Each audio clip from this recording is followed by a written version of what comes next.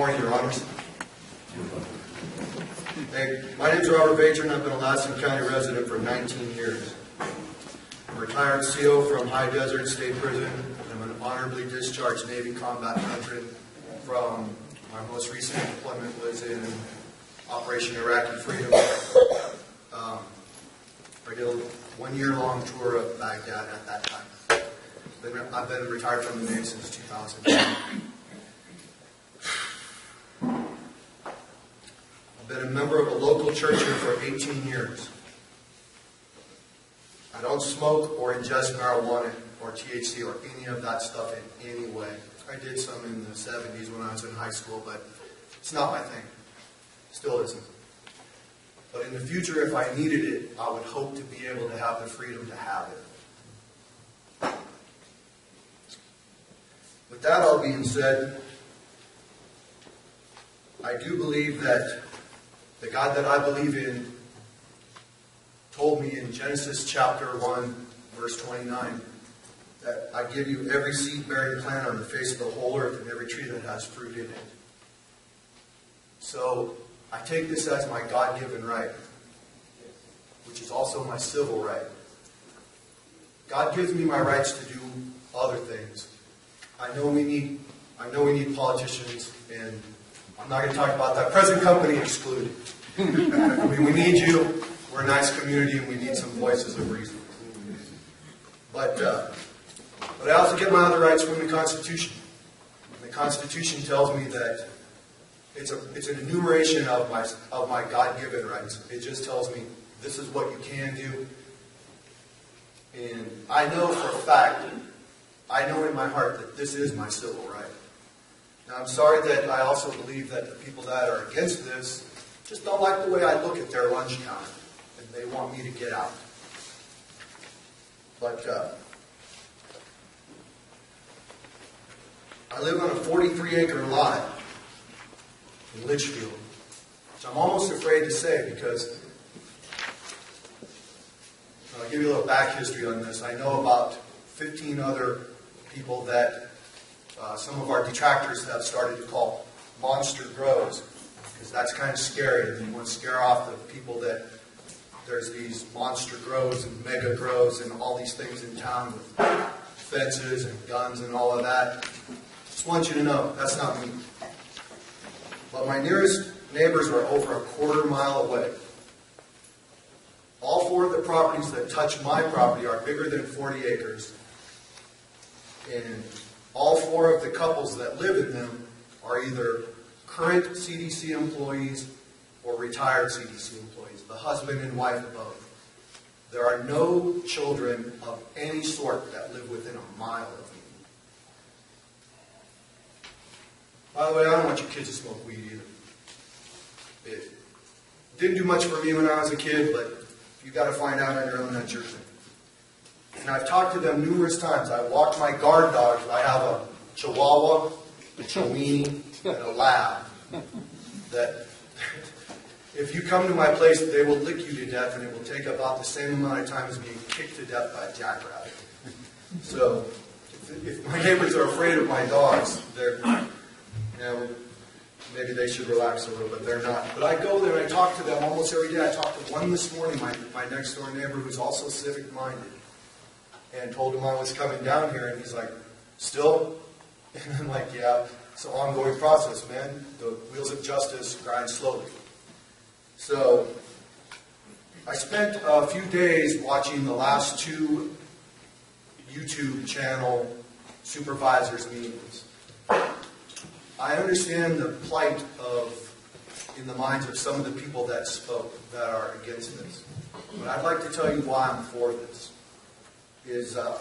One gentleman said he was worried about houses burning down due to butane. So am I. Butane extraction of THC from marijuana is already illegal under the manufacturing code. I equate that with methamphetamine, which I'm not for, by the way. Just want to get that on record. But I have my marijuana that I've grown extracted off-site in a closed-loop, non-flammable CO2 extraction system that's based on technology that's been around for 100 years. to extract the oils from, for instance, lavender and vanilla.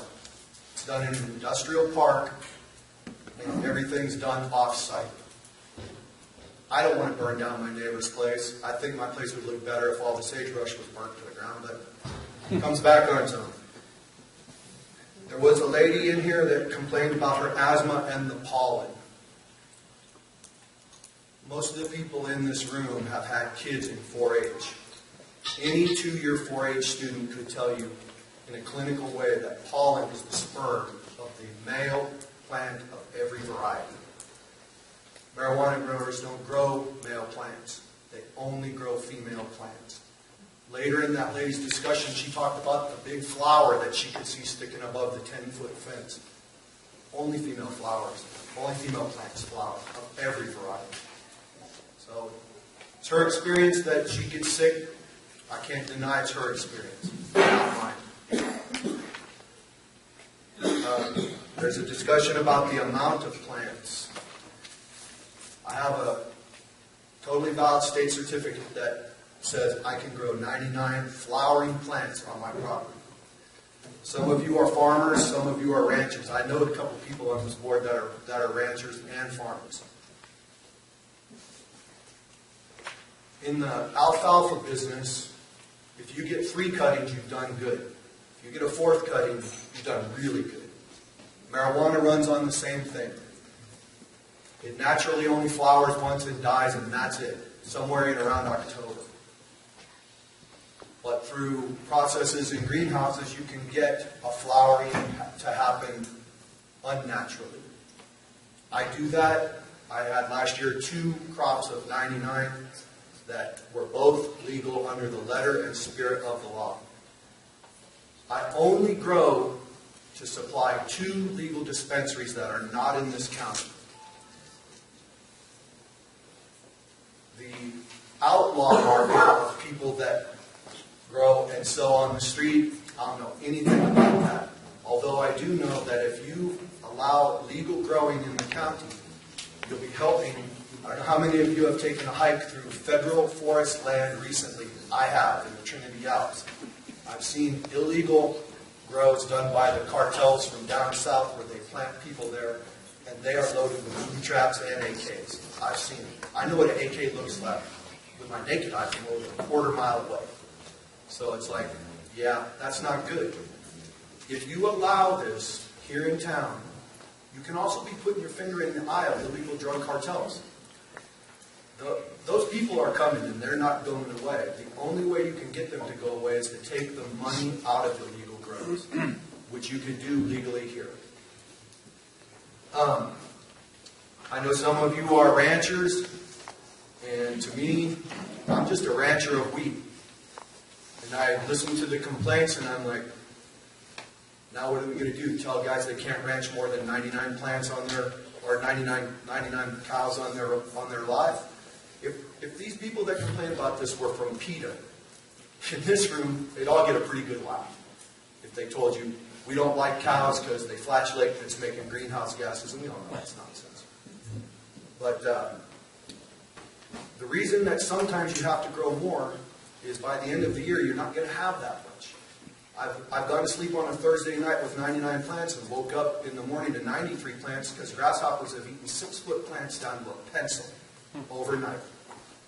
And I don't use pesticides because the people that I supply don't allow pesticides.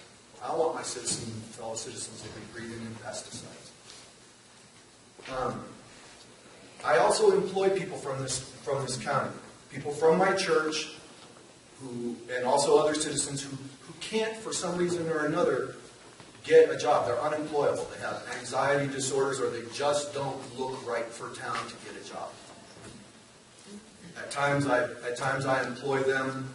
They're not on public assistance. They're not double dipping illegally. They just don't have money. I've also spent, I have records from last year where I spent in town, in this county, $14,000. And like I said, I'm not even the top 10 guy.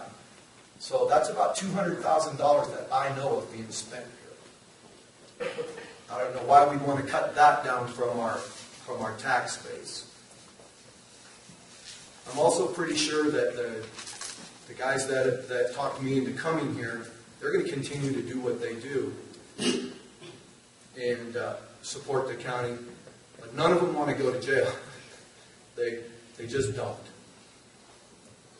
I don't think we have the funds to jail them all anyway. But also, a lady talked about the smoke. I don't allow smoking or drinking on my property, especially during harvest season. Sometimes, and by the way, just in our lifetime, I would have got a life sentence for having this in the courthouse or at a supervisor meeting.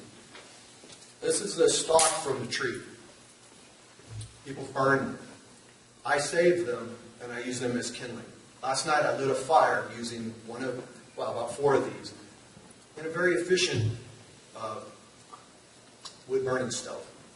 So I don't have piles of smoke going up, and I don't have gangs of cars. My neighbors have more people come to visit them than I ever have at my house. And I've also seen firsthand the medical benefits of this. When I got back from Iraq, the VA would have been more than happy to load us all up, pump us all up on head meds. I chose not to. Some of my friends did. And some of them couldn't get out of bed in the morning. And now I've seen a gang of guys, and also one woman who couldn't get out of bed, that with just a little bit of this that they ingest, they're able to go and have functioning lives. So that's about all I got to say about all this. I would hope that on the number of plants, if you have a permit to do a certain number, you should be allowed to do that number without impediment from that. I understand people don't want to have that. Oh, the people that complain about their property values going down, they say people are buying lots right next to them to grow wheat on. Seems like that would bring your property value up. And if one thing that would bring it down is if they came and closed me down and I just let them have my house and have the bank take it back. How's that going to look on the rest of my neighbors who wouldn't have even comparable places or comparable prices to sell their house? These are just some of the things as I see them, and I would hope that you would take some of that into light when you make your decision. Thank you very much. Thank you. Anybody else to speak on public comment? Seeing none, we will move on. Unagendized reports by board members. Jeff, you got anything? No, I don't. All right. I'll just be leaving Sacramento to attend the RCRC. That's all I have. Tom? I attended the Association of Defense Communities meeting this weekend. Spoke with the facilities general and his staff about Sierra Army Depot. They're leaning towards these public-private partnerships in a big way, and they know us now. And hopefully, there's an impending BRAC coming in 2017. The military services are pressing for this BRAC, which is not good news. We want to establish some public-private partnerships to stabilize our base, and we're working on that. They're all for it. They're all for it. So we've got a lot of support down there. They're aware of Sierra Army Depot now. The state is aware of Sierra Army Depot now. I met the California Governor Military's Council #1 guy for Governor Brown, who will soon be visiting us. It was a real informative meeting, but there's some uncertain times in the future for the Department of Defense, which affects our county greatly. So I was amazed at the way the other defense communities are organized. I'd like to see us head in that direction. And that starts with staff and this board and our communities to try to support our base.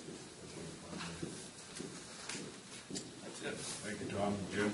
And just a couple items, Mr. Chairman. A couple upcoming events to make everybody aware of. On the 18th of April will be the 26th Annual Junior Fishing Derby, and I did provide some of the board members with some posters and some registration forms that they could maybe take back to their parts of the county to distribute, because hopefully we'll get wide participation in this. Normally we have between 500 and 600 kids turn out for the Derby starting in 1989, so just wanted to kind of put in a plug for that.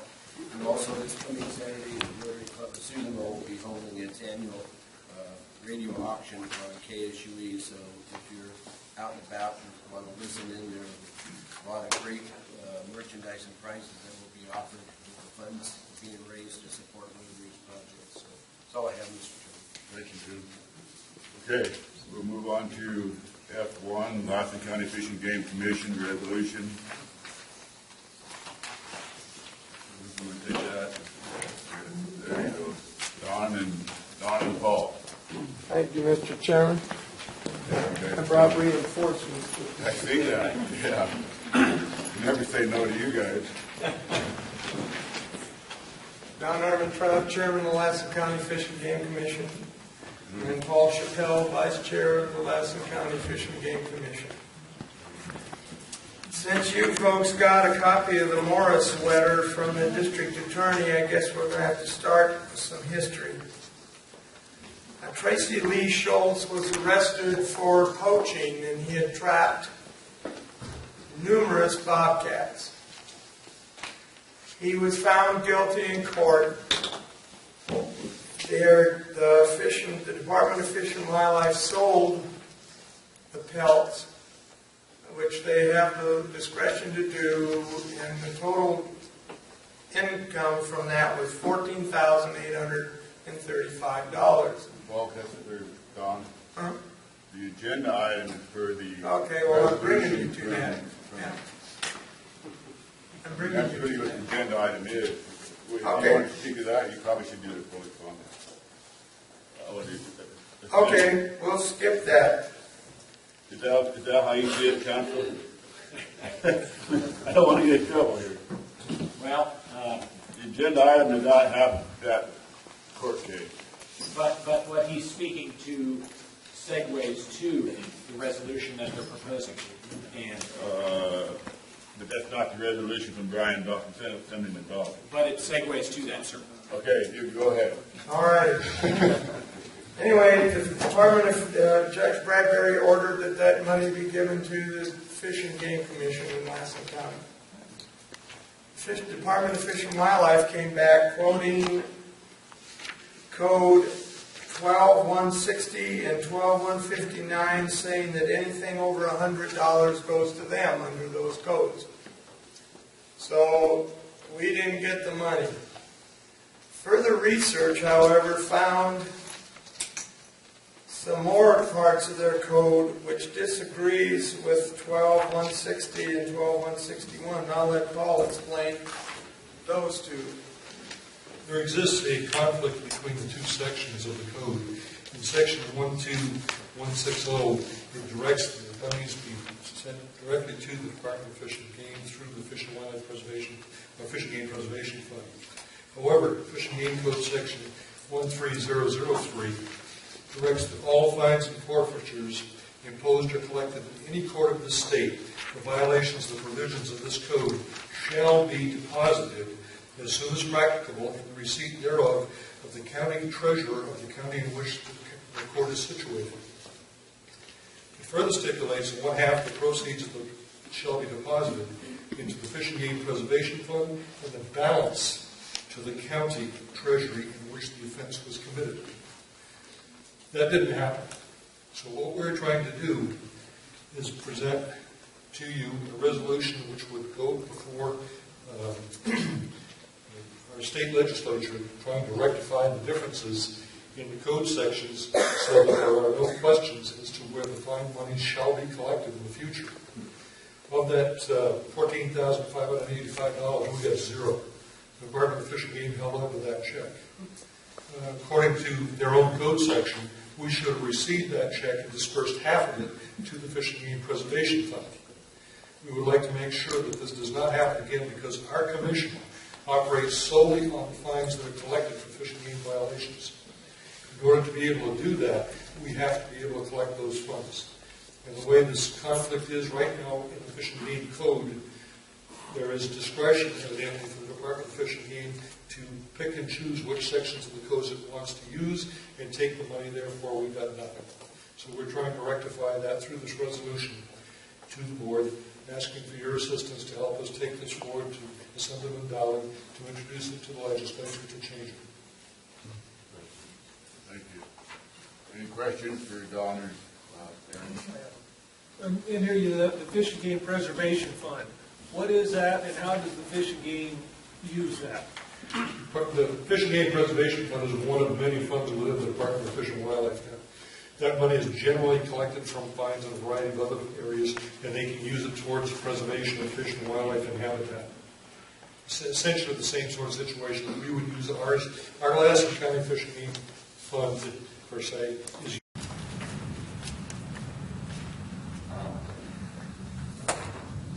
A couple things, kind of like Supervisor Chairman said about the misdemeanor charges. Some people that are cultivating medical marijuana aren't criminals, and if they did violate the ordinance, whether knowing so or didn't, that could give them a criminal record, and I don't think that would be best to create more criminals here and put people in jail that we already have overcrowded jails. But that, as well as about less than 10 acres being indoor. Indoor cultivation requires a lot of power, a very, very large amount of power. And when you're using lots of power, your fire risk increases drastically. So with us being in the current state of drought that we're in, as well as already having serious fire danger during the summertime, that's when most electricity is going to be used for air conditioning, as well as keeping the room completely climate controlled. So the fire danger during the summertime would definitely increase.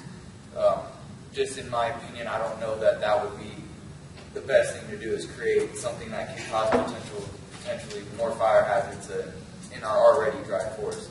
But Randy, I have a question.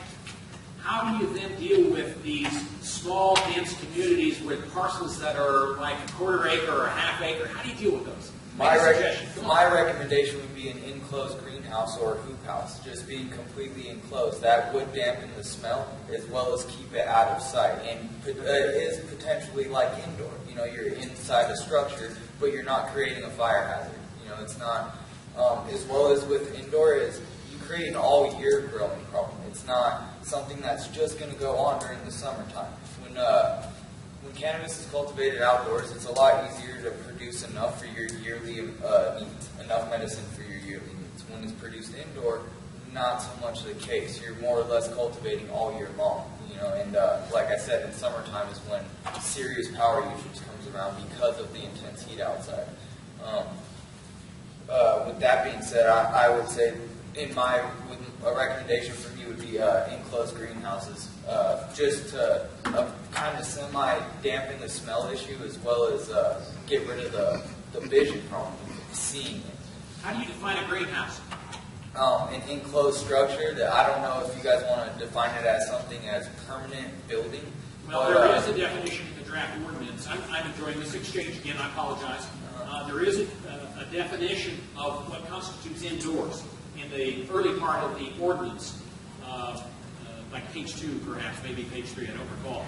But it talks about a substantial structure. I think the concern is if there's the adoption by this board of a kind of tiered approach, and in those 0 to however many acres they establish, it says no outdoor, but indoor is okay. What's indoor? Does indoor mean? Does it mean PVC tubing with visqueen plastic over the top? That's going on here somewhere in the county. Yeah, exactly. In my opinion, indoor cultivation would mean the use of high intensity discharge lights. Lights that pull extreme amounts of power, 1,000 watts, 600 watts per light. So indoor is not in a sort of glass house or greenhouse that derives its light source from outside. Exactly. Not by my opinion. My opinion, indoor would be fully artificial lighting. You're not visible from outside. Exactly. You're not using any sort of natural light, or you're not using any sort of the natural ecosystems that are provided in farming outside, where you have wind, you have cold nights, you have warm days. That all plays into pesticides and fungicides, where indoors the amount of pesticides and fungicides used is far greater than outdoors because of those reasons. When you're outside, you have the intensity of the sun that produces different UV rays. It produces far more lumens, and just the intense spectrum that it gets, the wide light spectrum that you get from it produces a lot healthier plant, just like we do. If we were to sit inside 24 hours a day, our immune systems would be very low. And it's the same thing that goes on with plants in general, not just cannabis. Is when they're inside, their immune systems are very low comparative to being outside where they've evolved to live. You know, they've been there for so long, that's what they're used to. When you move it inside, you create all sorts of different problems. But that, as well as the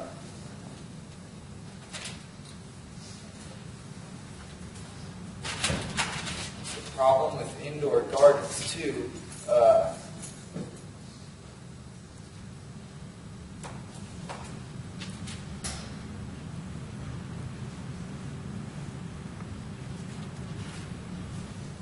Yeah, it creates the all-year smell problem. But the last thing I wanted to talk about was with plant limits and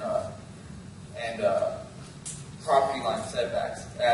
Like Mr. Chairman had recommended at 2,000 feet is about half a mile. If you really look at a 40-acre parcel that was in, say, a rectangular shape rather than a perfect square, that's going to be fairly difficult to do, even on a 40-acre parcel. So you got a suggestion?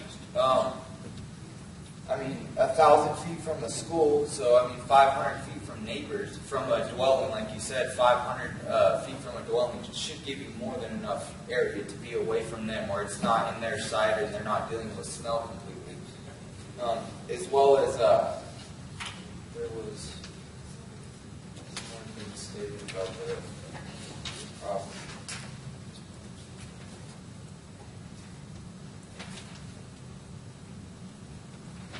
So now, Randy, you know that this draft ordinance does have a misdemeanor penalty provision. Yeah, that's why. And that's an option, right? Yeah. Okay, all right. I just, like Mr. Chapman had said, was just creating the criminal record as well as potential of going to jail. People that have never been to jail, it's a very, very scary thing. You know, you don't know what to expect. You don't want to go to jail. So just being a misdemeanor is kind of overall just a scary thing for people that are mostly law-abiding citizens. They're not following an ordinance or doing something that's not up to ordinance standards. I don't know that a criminal prosecution would be. And so we're clear, that provision is included, but I believe the mindset, at least that I have going into this ordinance, is that is essentially the last remedy that should be applied, and perhaps only after someone has had an administrative fine applied to them and that hasn't worked, and maybe two of those, I don't know. Fail to come in compliance with the ordinance. And a criminal charge, let's also be clear that it's possible that the misdemeanor provision could, in a certain set of circumstances, be the first remedy that's sought. I just don't want to, it's one of several remedies provided for in the draft ordinance as a tool, if you will.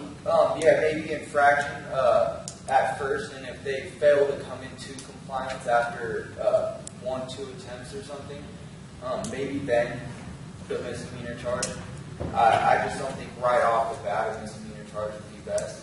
And certainly the authority to charge a person with a misdemeanor would be exclusively that of the district attorney.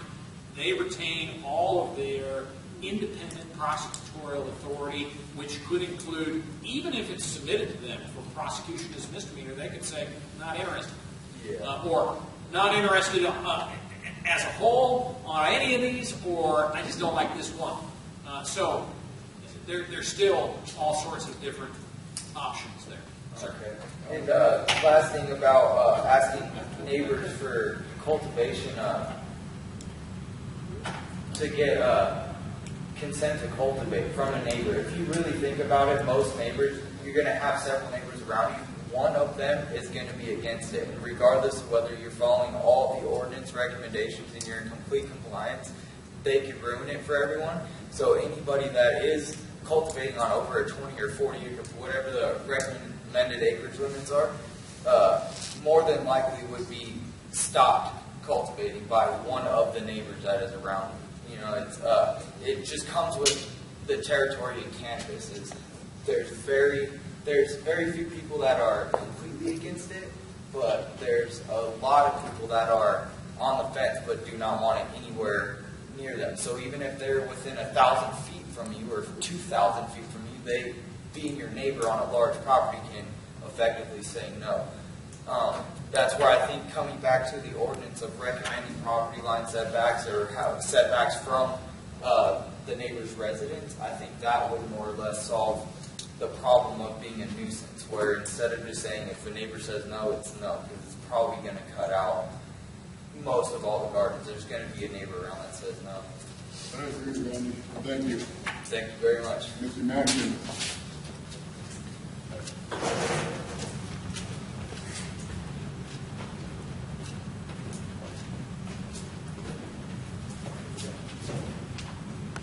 Thank you for your time.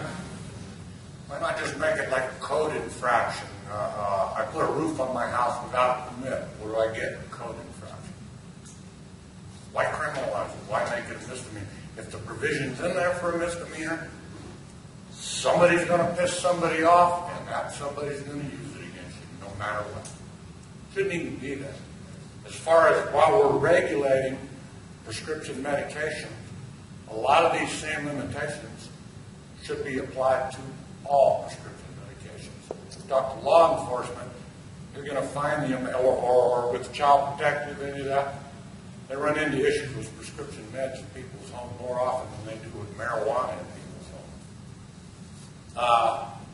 Same thing goes to alcohol. You should lock your alcohol up so your teenage children can't get to it. And it should be monitored and regulated and fined. And why not? While we're going crazy, let's go crazier. It's all convoluted. It's like watching Fox News. It makes no sense to me. I'm against the ordinance entirely. Now, I live in the city. This doesn't necessarily apply to me. I'm coming a little late to the game on this county thing. I've been attending meetings with the city and stuff. And everybody's working real hard to come up with a solution to this problem. But the truth of the matter is, the people in here that come to these meetings that grow, they're trying to do the right thing. The people that are growing it and selling it on the illicit market are jumping up and down with joy. I guarantee you. They want to see these ordinances. Then they're going to grow it and sell the shit out of it and make that much more money. So in the end, what do you accomplish? You make the black market better. Instead, as far as I'm concerned, it should be legalized for recreation just like alcohol is. If you want a real problem, let's go with alcohol. Now, I don't drink. That's my choice. I use medicinal marijuana. I need it. I'm still going to use it, regardless of your ordinance or your laws or your whatever. If I choose not to grow it, where am I going to get it? From the black market. So what have you accomplished in the end? What have you accomplished? All this uber-conservative Lassen County, and everybody's against all these big government. Now, this is a perfect example of big government sticking their noses in where there's no place for it. It's all ridiculous. So, thank you, but the reason we're here is to get the people come to us and say, we don't want our little kids looking at all the events and seeing 99 plants. That's why we're There here. shouldn't be 99 plants. Okay. I agree with that. Okay. If you go by the law, if you read 215 and 420, it talks about 6 mature, 12 immature, for every prescription that you can produce. Thank you. Are you cutting me off? Well, get to your point, because you asked why, and I answered your question. We didn't decide to do this. My constituents, the people, came to me and said, help us out. Where are the law enforcement statistics on this as far as, I don't have any of that, sir. shouldn't we have that? Shouldn't that be included in this? I don't think so.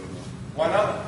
You're talking about it being for the betterment of the community and a public safety, a public health issue and all this. I think some statistics ought to be looked at. I'm not going to argue with you. Well, of course you're not. You don't want to hear the truth. I want to represent my constituents, and that I will do. Hey, don't piss them off.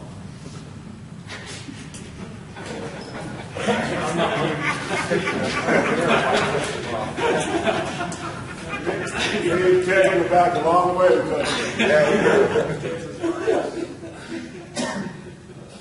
think I got Annie Westenberg. I said that right, Annie. Yes, you did. Yes, you look sharp today. He does.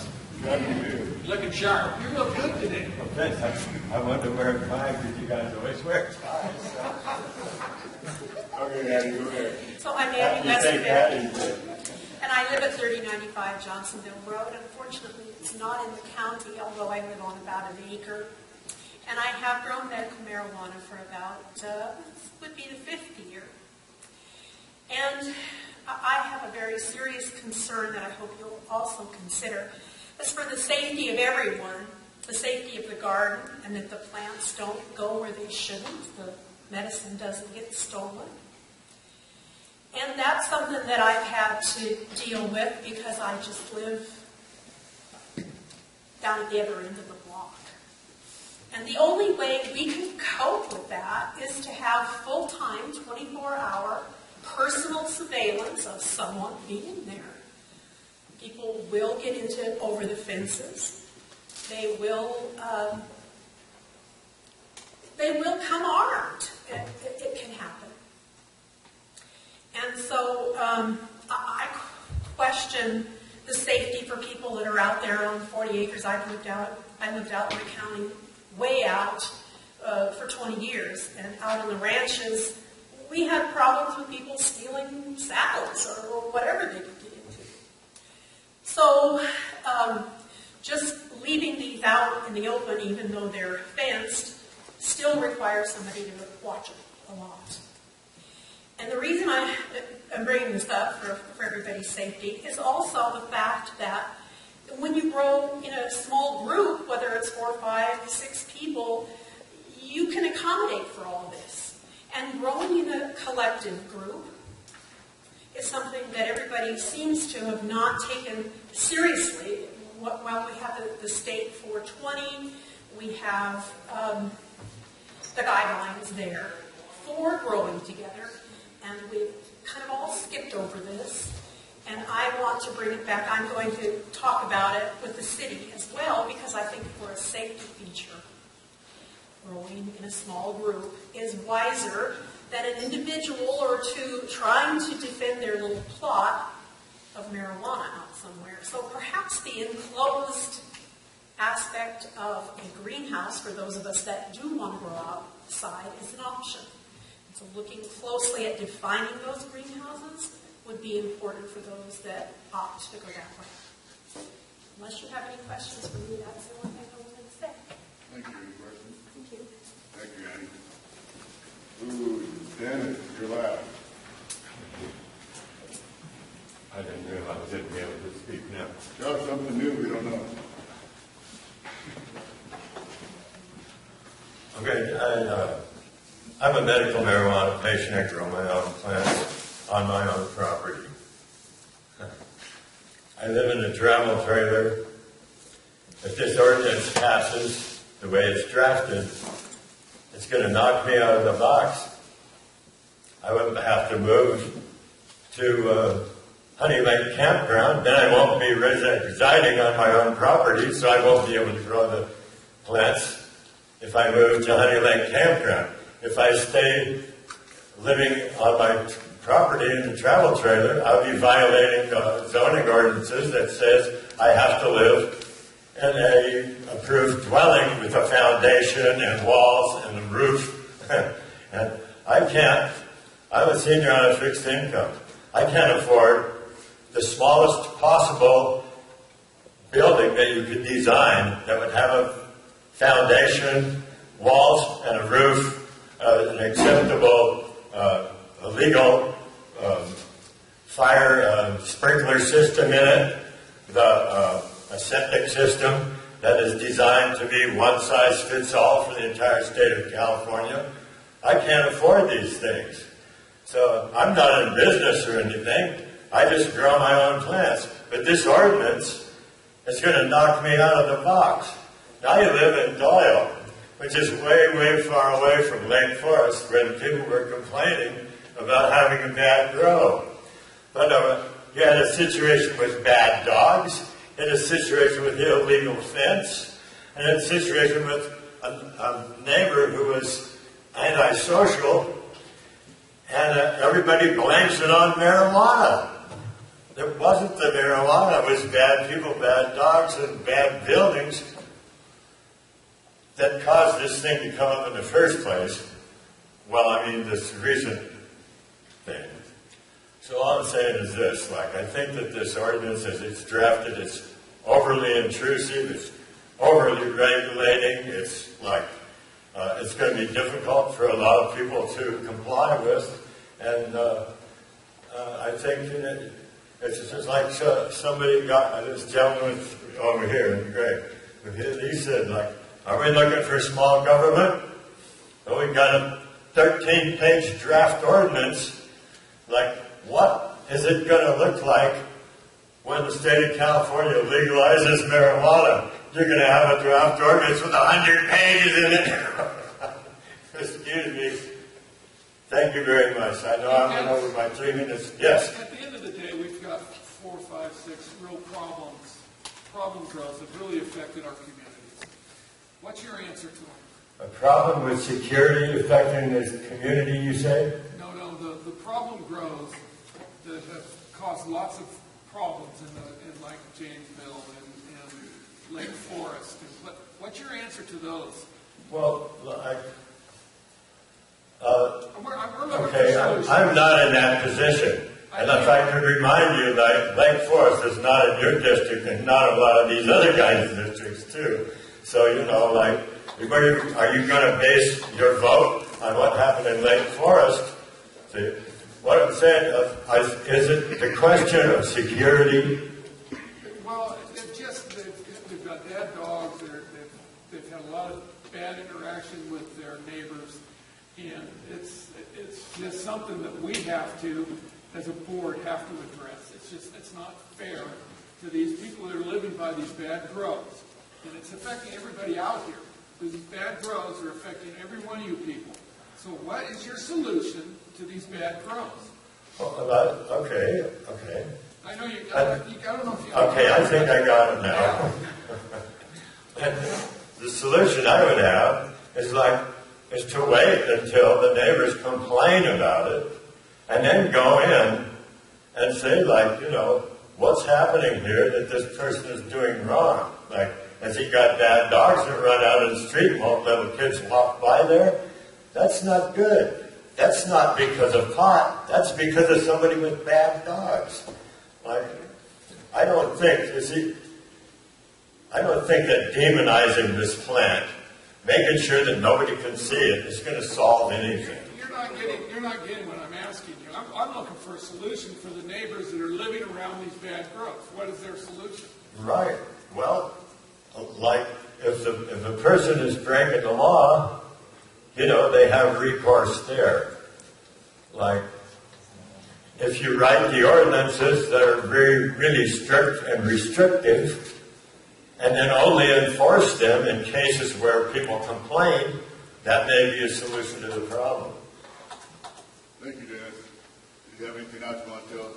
I have nothing else to say unless there's any other questions. Thank you so much. Thank you. Okay, anything else?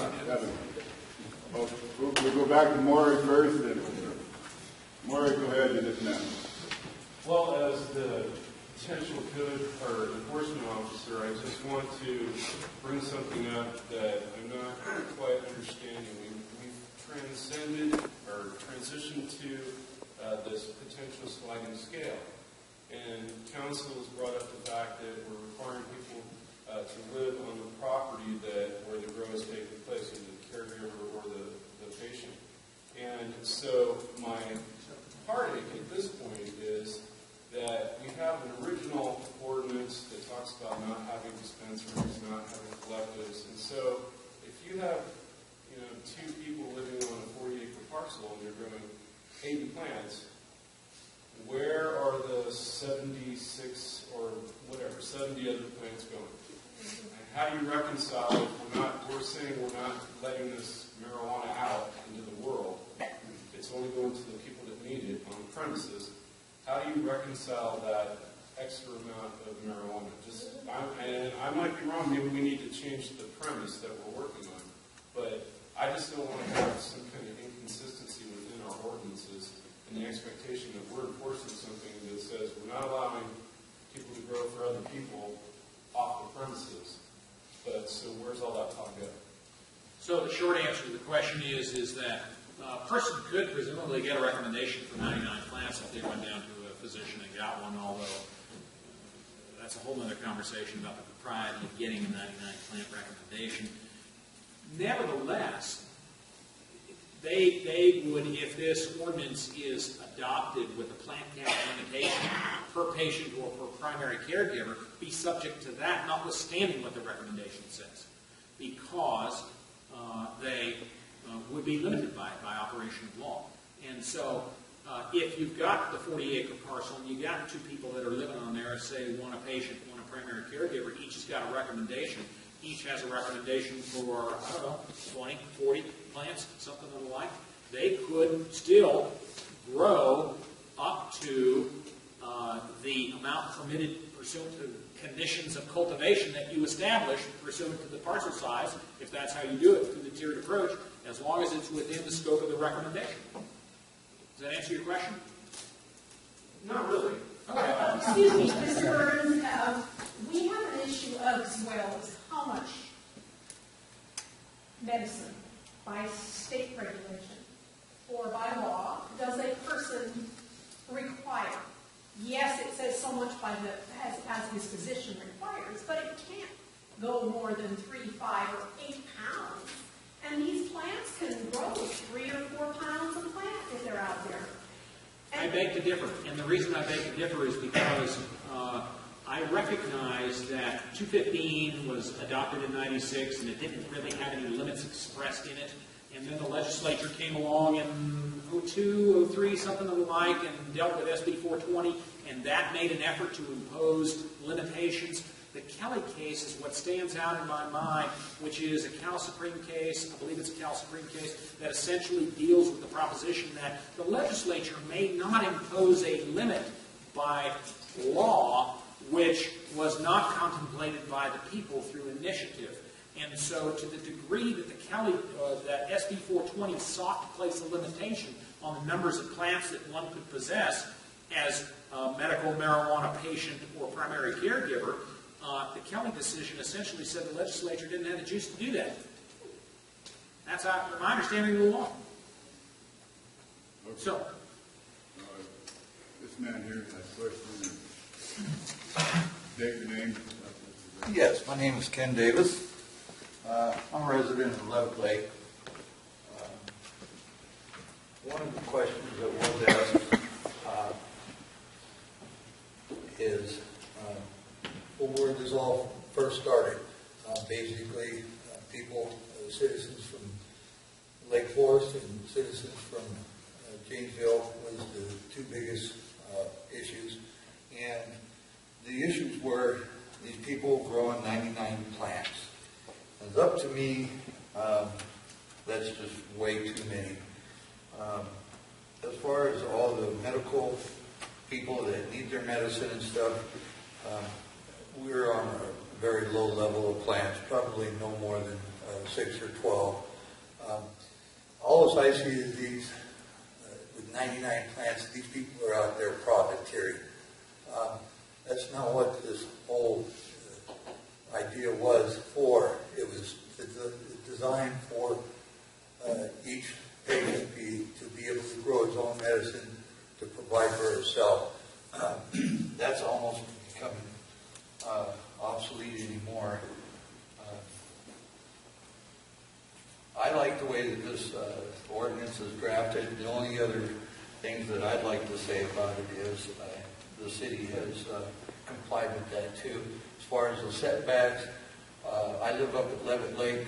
The properties do have a pretty good sized backyard, but as far as the setbacks, we have a daycare center out there, which I believe that falls underneath the school. definition. If we can reduce that to 500 feet and not 1,000 feet, the city adopted the same measure. Also, with the setbacks of the fence, instead of putting your garden directly out in the middle for a big prime target for anybody to go and look in your backyard, 6-foot fence, I'm 6'3" and I can look over any 6-foot fence. So it's an out of sight, out of mind type of ordeal that we'd like to deal with this. But as far as the setbacks, I believe 15 foot would be more reasonable. It would give us a little bit more room to grow our plants. We're still complying with pretty much everything you have in your ordinance. Other than that, I just, like I said, the only two things I see is, well, three.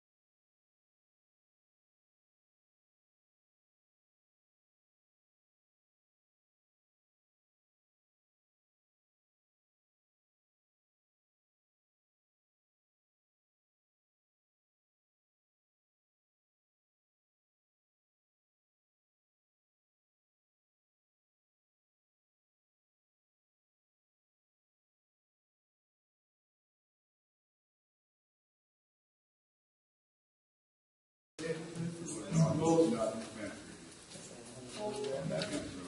Dispensary. So, The only issue I have is if you're growing a caregiver with more people in the truck, and you're growing like, maybe you got 6 people you're growing for, you're growing 6 plants apiece, and that's a co-op, whatever, caregiver. collective, Whatever.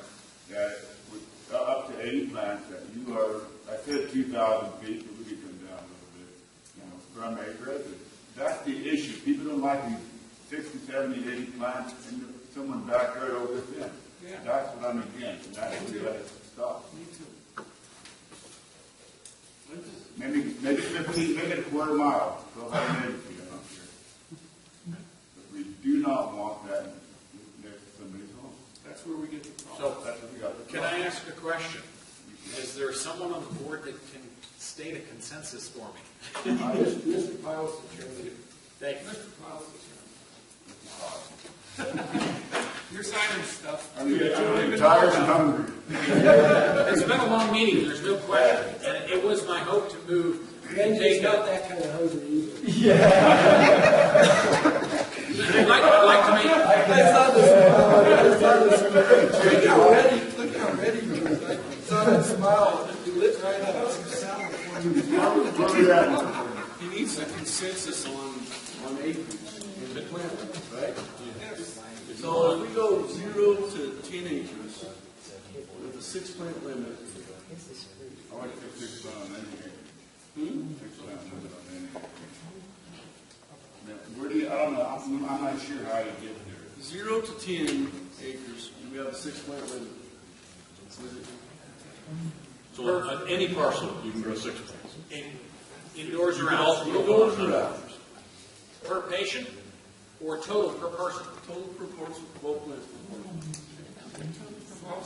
12 plants. Discussion being held. Let me know. Will do. 12 plants total ones on 10 acres or less. Okay. That way we don't have what happened in Lake Forest, we don't have what happens in James. And that takes care of Dennis because it gets us 10 plants. Okay, keep going, Judge. Then 10 to 40, we have that number. We just double it. We have it to what? We double that, just double that number. Without a setback. With a setback. With setbacks. Okay, you need to go ahead and maybe put setback on 40 acres. Can't do it. Much. No, but on a 10 to 40 acre parcel, you have a 50-foot setback, you know. You could do even a couple 100 foot setback. Yeah, a 200-foot setback there. And how many plants? 24. 12 to 24. 12 to 24 plants. Total 24 plants. Would we say 500 foot setback or 100 foot setback? Go 200 feet. Say 100 to 200. 100 to 200 feet.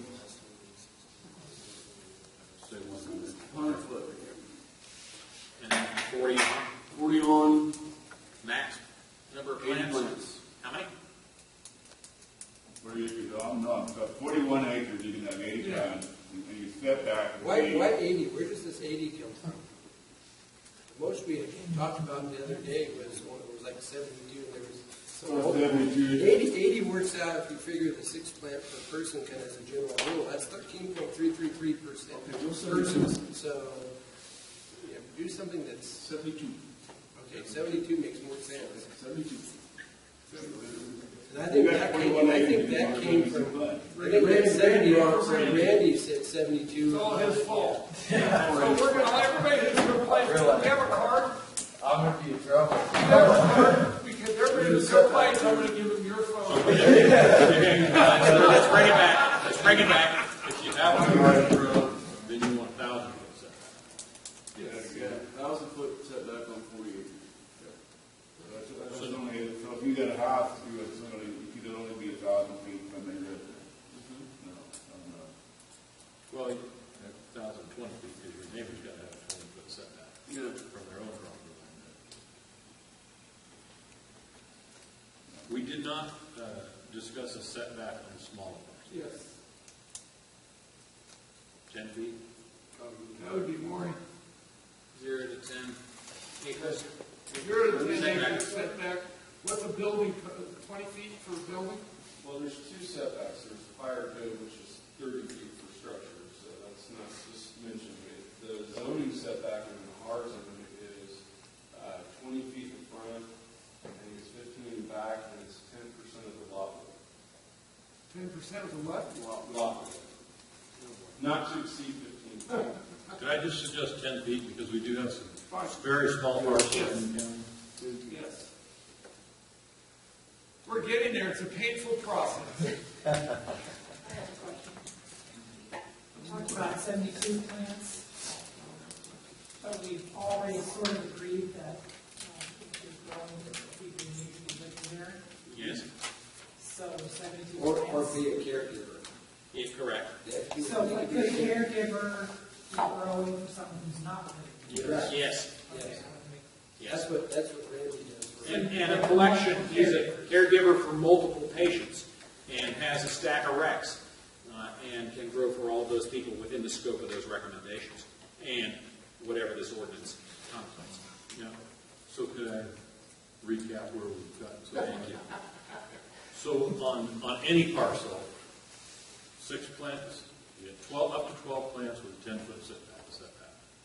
With a 10 to 40 acre parcel, 24 plants with a 100-foot setback.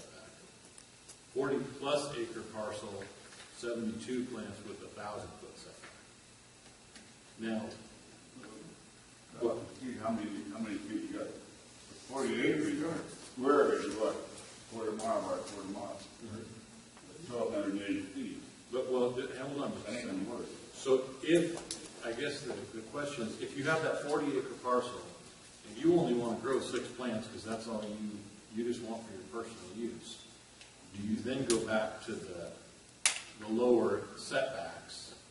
Because you don't have a major grow, you only have 6 plants, you just happen to have a 40 acre parcel. Well, I think, We were getting somewhere. Yeah, we were. I think 12 plants in residential area, drop it down to too many, I think 6 is interesting. I think you have to double it everything. You could do 6 and 12. But there's Not 12 and 20. two medical There's marijuana two patients. uses out. If it's 2 patients, then you should be a co-op growing, you should be 2,000 feet from the nearest home. And I'll come down that 2,000 feet. I guess my point is if you may have somebody that has 1,000 acres that only wants to grow their 2 plants. Well, he can do it. They can do it. What if their garden is 500 feet from their neighbor? Maybe they can. And they can't do it. You have to move the road. So they need to do a homestead segregation.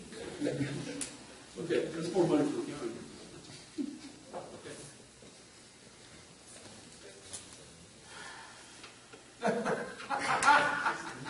Just food for thought. The Barton dog park. I got 5 parcels that are all 200 plus acres in size. But the homes share an access.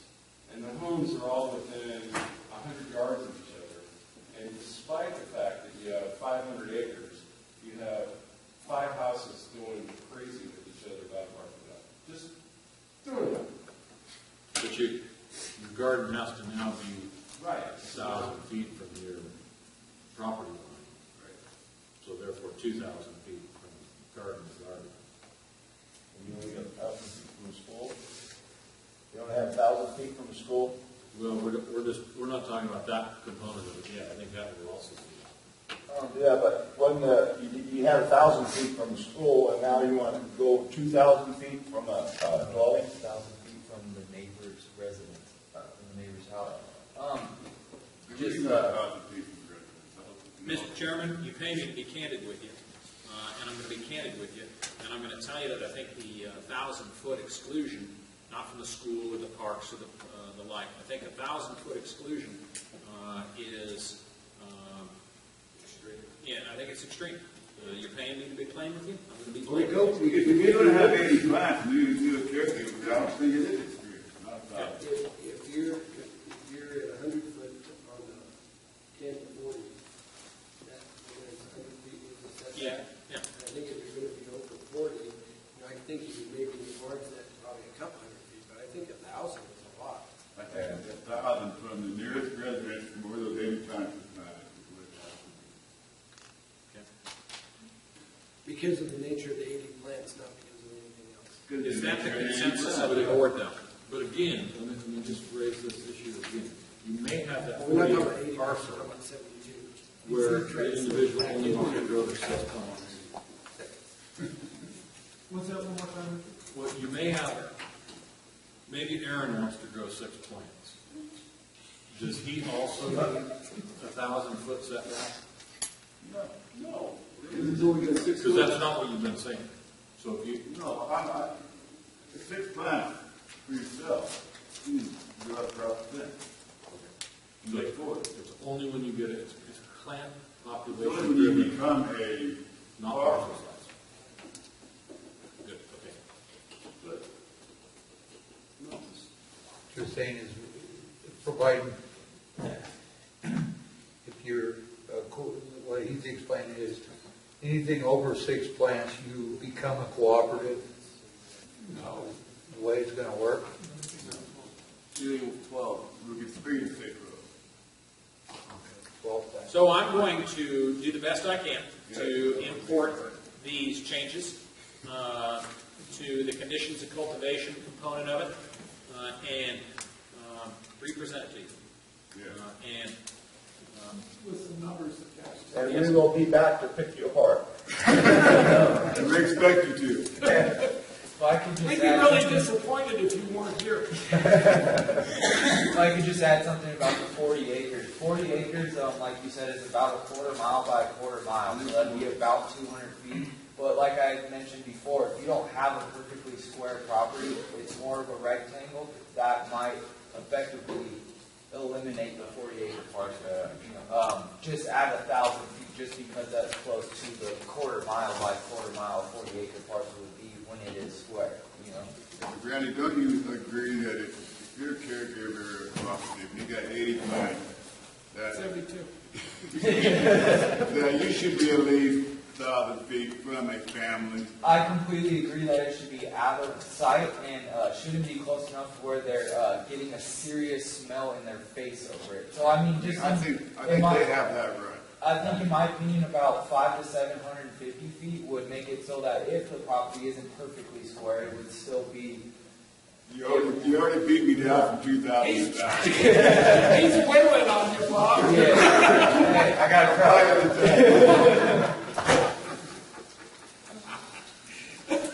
Johnson, do you have enough direction? we'll see you next week. Thank